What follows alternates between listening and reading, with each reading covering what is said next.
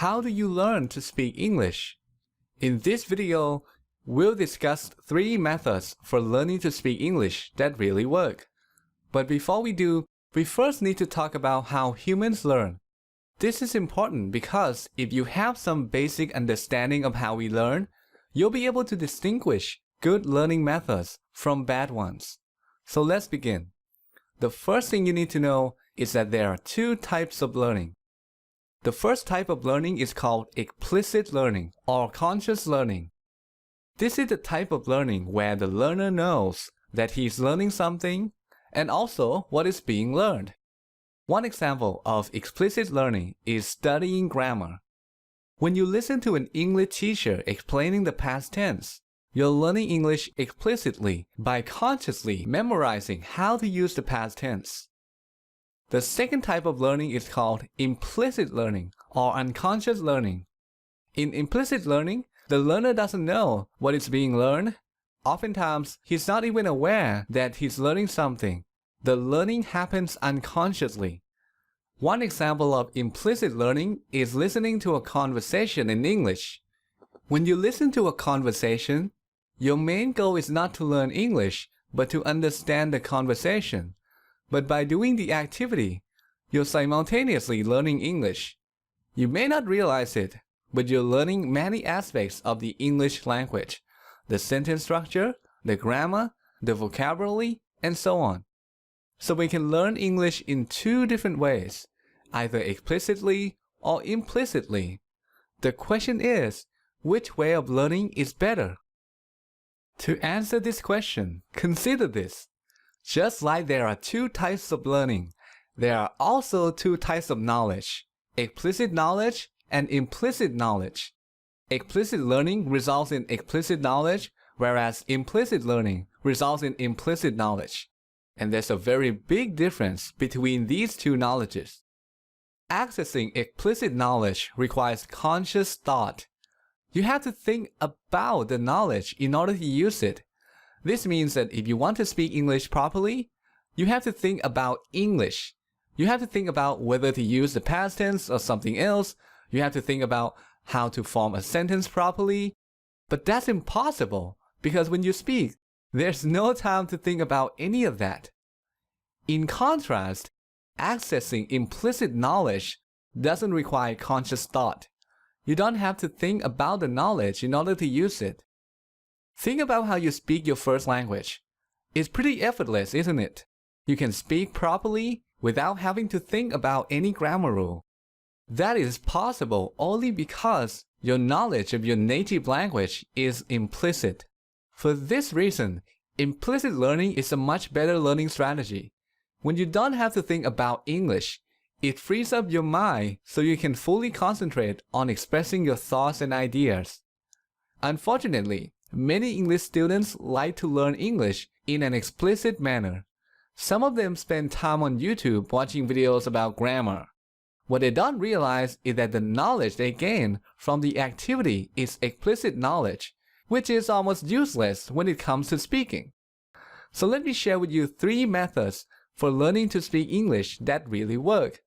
I'll give you an overview of them as well as their advantages and disadvantages.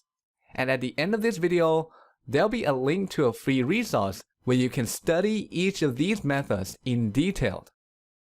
The first method is listening. Just listen to English as much as possible. An advantage of this method is that it's easy to do. You can do it while stuck in traffic, while exercising, while waiting in line, and so on. But the main drawback of this method is that it's too passive. Listening alone is not enough. You have to combine listening with some sort of speaking practice. And that brings us to the next method, which is to use English speaking courses that teach English implicitly. Let's see how these courses work. Is there a cat? No, there is not cat. No, there isn't a cat. What is there? There is a dog. A dog. There's a dog.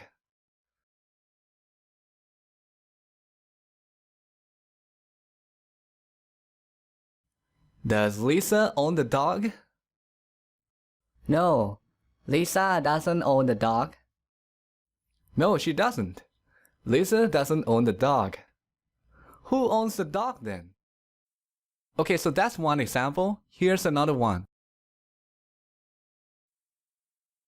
There was a guy named John.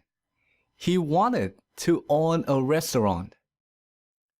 Did John want to own a car? No, he didn't want to own a car. No, he didn't want to own a car.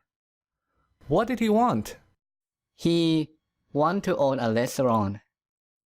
Well, he wanted to own a restaurant. He wanted to own a restaurant. Who wanted to own a restaurant? Okay, so that's how it works. A key advantage of using a course like this is that you get feedback every time you speak.